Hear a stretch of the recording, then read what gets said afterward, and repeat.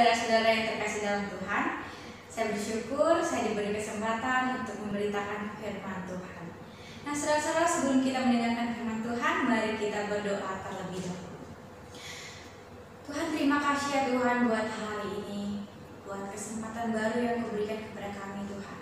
Tuhan, saat ini kami akan mendengarkan firman Tuhan. Biarlah Tuhan Roh Kudus yang ada di diri kami Tuhan memampukan kami Tuhan untuk memahami akan kebenaran isi firman-Mu Tuhan. Tuhan, Kau berkati hamba-Mu Tuhan yang akan menyampaikan firman-Mu. Biarlah Roh Kudus yang memampukan hamba untuk memberitakan firman-Mu. Tuhan, kami menyerahkan waktu kami dalam tangan-Mu, dalam nama-Mu Tuhan Yesus kami berdoa. Haleluya. Nah, saudara-saudara, kita pasti berbahagia ketika kita diberi apresiasi oleh dosen kita, karena nilai kita yang tinggi dan tingkah laku kita yang baik. Atau mungkin kita berbahagia karena kita mendapatkan pekerjaan yang baru, dan tentu membuat kita sangat senang. Saudara-saudara, apakah itu yang dimaksud orang yang berbahagia? Saudara-saudara, mari kita buka Alkitab kita dari Mazmur pasal 1 ayat yang pertama sampai ayat yang ke-6. Mazmur pasal yang 1 ayat yang pertama sampai ayat yang ke-6. Saudara-saudara, saya akan membacakan kepada saudara-saudara. Lembaga Alkitab Indonesia memberi judul, "Berbahagialah orang yang tidak berjalan menurut nasihat orang fasik, yang tidak berdiri di jalan orang berdosa, dan yang tidak duduk dalam kumpulan pencemooh. Tetapi yang kesukaannya ialah Taurat Tuhan, dan yang merenungkan Taurat itu siang dan malam. Ia seperti pohon yang ditanam di tepi aliran air, yang menghasilkan buahnya pada musimnya. Dan yang tidak layu daunnya, apa saja yang diperbuatnya berhasil. Bukan demikian orang fasik, mereka seperti sekam yang ditiupkan angin, sebab itu orang fasik tidak akan tahan dalam penghakiman. Begitu pula orang berdosa dalam perkumpulan orang benar. Sebab Tuhan mengenal jalan orang benar, tetapi jalan orang fasik menuju kebinasaan." Nah, saudara-saudara, apa tanggapan saudara-saudara setelah mendengar firman Tuhan? Ternyata orang yang berbahagia adalah orang yang tidak berjalan menurut nasihat orang fasik, orang yang tidak berdiri di jalan orang yang berdosa, orang yang tidak duduk di dalam perkumpulan orang pencemooh. Saudara-saudara, itu yang dimaksud orang yang berbahagia, bukan yang saya tadi katakan. Menurut kita berbahagia ketika kita disanjung oleh dosen kita. Kita berbahagia ketika kita mendapatkan pekerjaan yang baru. Ternyata menurut Mazmur, saudara-saudara, orang yang berbahagia adalah orang yang tidak berdiri di dalam orang yang tidak berjalan menurut nasihat orang fasik. Itu yang dimaksud orang yang berbahagia. Nah, saudara-saudara, apa yang harus kita lakukan? Rahasia memiliki hidup yang berbahagia ialah tidak mengikuti 3 ciri dosa yang tadi saya sebut. Apa 3 ciri dosa itu? Orang fasik, orang berdosa, dan orang pencemooh. Mari kita lihat satu persatu apa yang dimaksud orang fasik. Nah, saudara-saudara, dalam bahasa Ibraninya, orang fasik adalah resyaim, yang artinya orang yang jahat. Ia adalah orang yang menentang Allah. Ia adalah orang yang suka menentang Allah. Dia bertindak jahat. Dia suka merusak apa yang dikatakan oleh firman Allah. Pokoknya dia orang yang tidak suka dengan firman Allah, orang yang suka menentang akan perintah Allah. Itu adalah orang yang fasik. Orang fasik adalah orang yang tidak suka membaca firman Tuhan. Orang fasik adalah orang yang suka menentang firman Tuhan. Itu adalah orang yang fasik, saudara-saudara. Nah, saudara-saudara, yang kedua, orang berdosa. Apa yang dimaksud orang berdosa? Dalam bahasa Ibraninya, orang berdosa artinya kata, yang berarti secara konseptual bermakna meleset dari sasaran atau jalan yang benar. Orang yang melakukan dosa berarti dia meleset dari hukum Allah. Dia tidak suka mengikuti perintah Allah. Dia orang yang berdosa, orang yang tahu akan apa yang baik, tetapi dia lebih suka melakukan hal-hal yang salah. Itu namanya orang yang berdosa. Orang yang sudah tahu perintah Allah, tetapi dia tidak mau melakukannya. Itu adalah orang yang berdosa, saudara-saudara. Nah, hati-hati kita menjadi orang yang berdosa. Seringkali kita juga mengetahui mana yang baik dan mana yang jahat, tapi kita cenderung lebih suka melakukan hal yang jahat. Saudara-saudara, jangan kita lakukan hal itu, supaya kita adalah orang yang berbahagia. Nah, yang ketiga saudara, sifat yang ketiga, sifat yang pencemooh. Saudara-saudara, seringkali kita mendengarkan kata pencemooh, tapi kita jarang mengetahui apa arti pencemooh. Saudara-saudara, mari kita lihat kata asli pencemooh. Dalam bahasa Ibrani-nya, pencemooh adalah letsin, yang artinya cenderung menganggap remeh orang lain. Nah, saudara-saudara, hati-hati ketika kita sering menganggap remeh orang lain.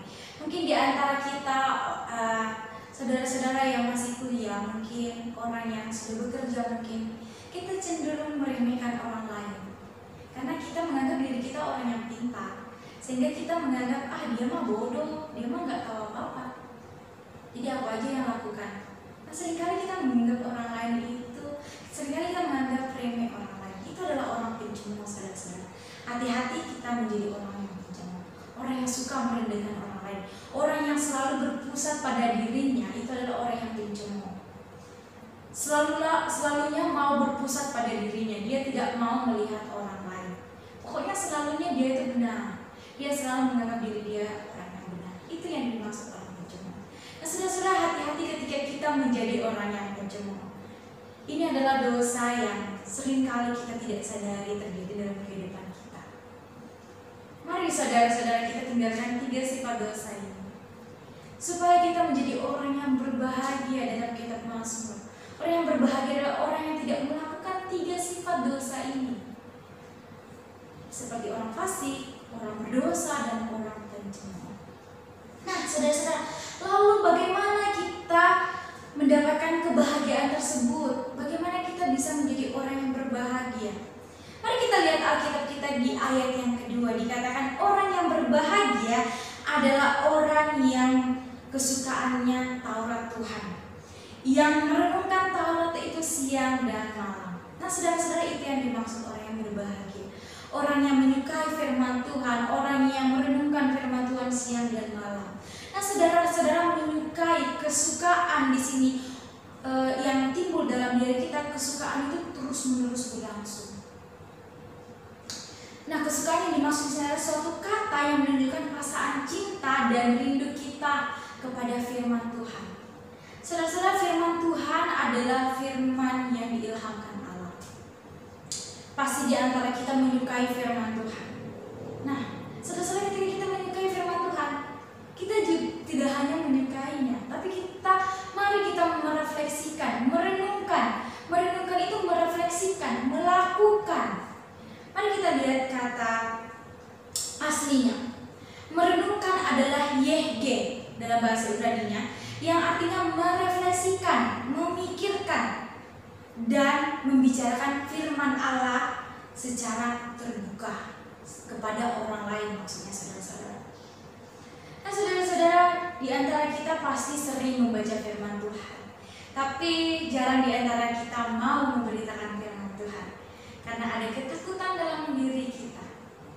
Nah, saudara-saudara, kenapa kita harus takut ketika kita harus membicarakan firman Tuhan? Karena kita tahu ya, saudara-saudara, firman Tuhan adalah firman Allah. Kita tidak usah takut, saudara-saudara, kalau kita benar-benar mau memberitakan firman Tuhan. Apa yang kita dapatkan dari firman Tuhan? Orang yang berbahagia adalah orang yang merenungkan firman Tuhan siang dan malam. Saudara-saudara, siang dan malam di sini apa maksudnya? Siang dan malam di sini artinya secara terus-menerus, bukan hanya 1 hari, tetapi siang dan malam, secara terus-menerus. Kita harus merenungkan firman Tuhan secara terus-menerus, dan kita merefleksikan firman Tuhan. Nah, saudara-saudara, ketika kita merefleksikan firman Tuhan, sadar tidak sadar, ketika kita membaca firman Tuhan, banyak pertanyaan yang muncul dalam pikiran kita. Kenapa firman Tuhan mengatakan hal ini? Kenapa ya kok Alkitab menyarankan kita melakukan hal ini? Saudara-saudara, ketika saudara-saudara membaca firman Tuhan, ada timbul pertanyaan yang begitu banyak, dan saudara-saudara pasti diacu untuk mencari jawabannya. Nah, saudara-saudara, ketika saudara-saudara sudah mencari jawaban,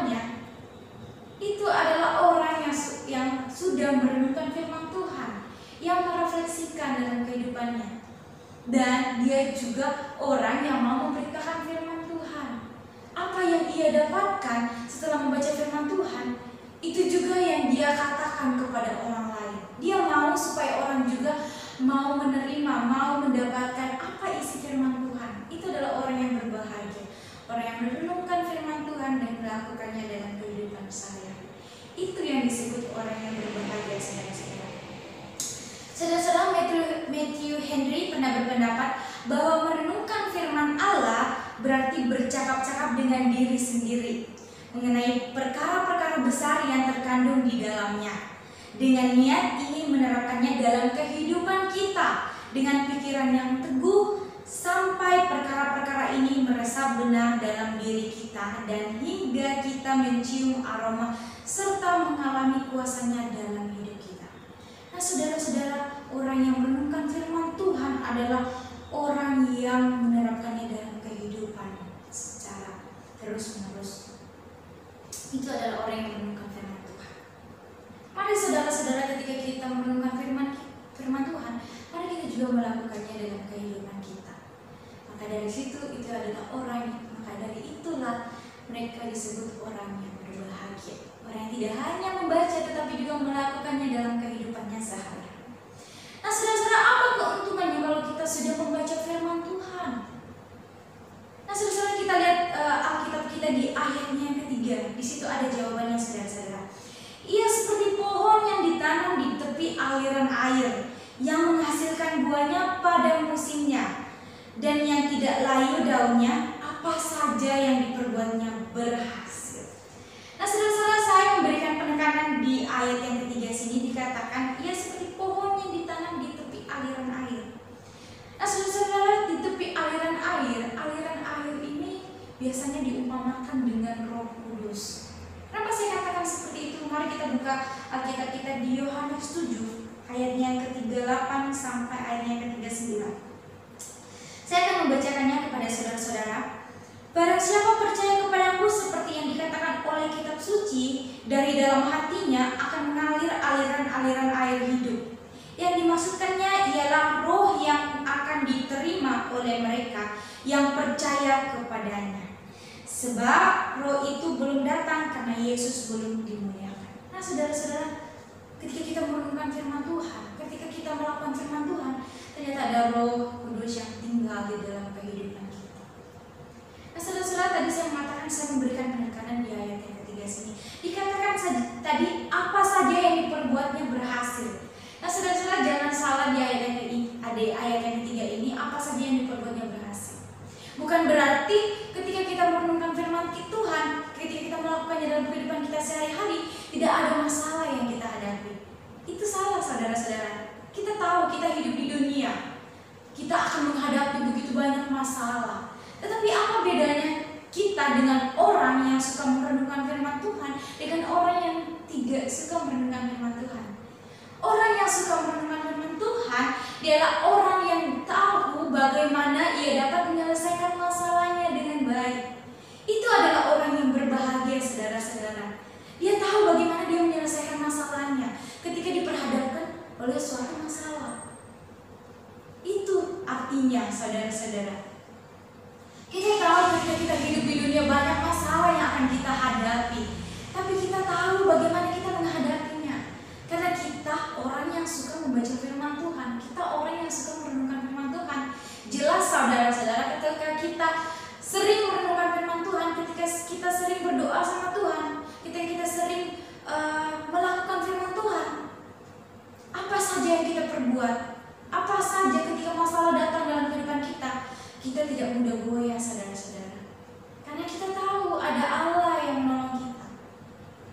Maka dari itu, saudara-saudara, ketika kita merenungkan firman Tuhan, mari kita menghidupinya dalam kehidupan kita, agar kita tahu bagaimana ketika kita menghadapi masalah, kita tahu menghadapinya. Itu yang dimaksud di ayat ketiga, saudara-saudara. Nah, saudara-saudara, aplikasinya dalam kehidupan kita, apa yang harus kita lakukan ke depannya?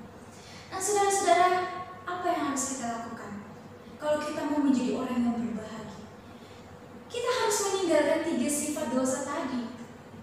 Menjadi orang fasik, orang berdosa, dan orang pencemooh.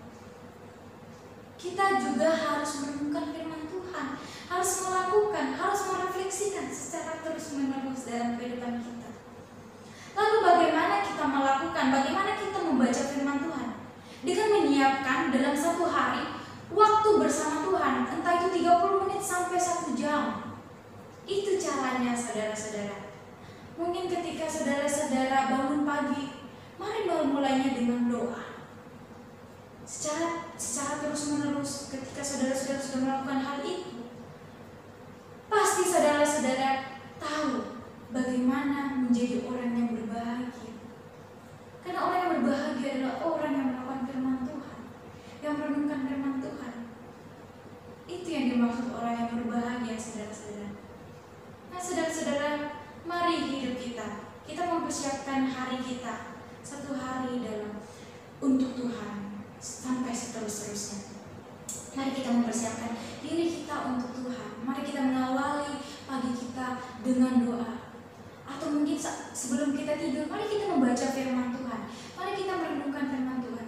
Apa saja yang sudah tadi saya lakukan dalam satu hari ini? Ketika saudara-saudara membaca firman Tuhan, ada teguran dari firman Tuhan, sehingga saudara-saudara pasti merefleksikan bahwa hari ini saya sudah melakukan hal ini. Saya mau meminta ampun sama Tuhan. Nah, saudara-saudara, itu adalah orang yang berbahagia, orang yang melakukan firman Tuhan, orang yang merenungkan firman Tuhan dan melakukannya dalam kehidupan sehari-hari. Itu yang harus kita lakukan, saudara-saudara.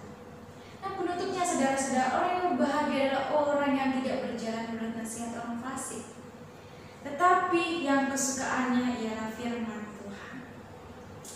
Mari saudara-saudara, setiap kita menghidupi firman Tuhan, membaca firman Tuhan, merenungkan firman Tuhan, sehingga kita menjadi orang yang berbahagia. Sama seperti yang dikatakan dalam kitab Mazmur.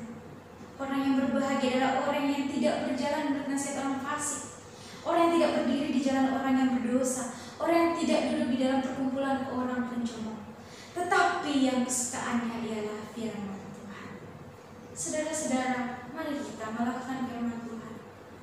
Mari kita merenungkan firman Tuhan. Mari kita melakukannya. Mari kita mempraktekkannya dalam kehidupan kita. Dan kita jauhi 3 sifat dosa tadi, sehingga kita bisa disebut orang yang berbahagia.